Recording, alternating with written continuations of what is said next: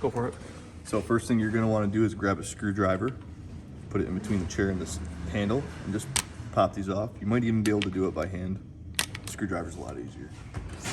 Next thing you're going to need is a Phillips, and you're going to remove this screw right here. Just the only one should be. Set that aside. This should just pull right out. Now, I think this is the one that you're needing to fix. So you're going to want to pull this down towards you, and it should pop out of there. It's going to take a little bit of force.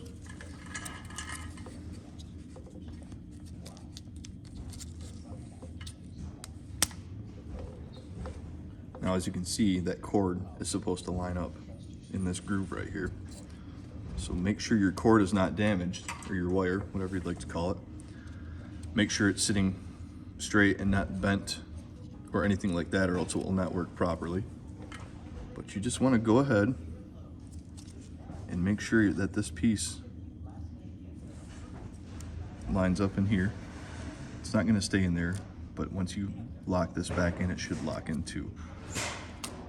So you're going to want to push down.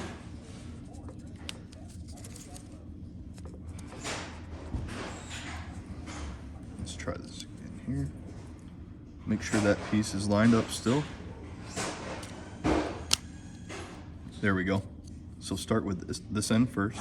Come from the bottom. Just kind of wiggle it in there. You'll feel it stop. Come back here and push up. Double check to make sure that cord is in place and following back and forth. And that should be your issue. Now it's the same step for taking it off. Go ahead and put your Phillips back in. Just snug, you don't have to do too tight. These two clips should just pop right on.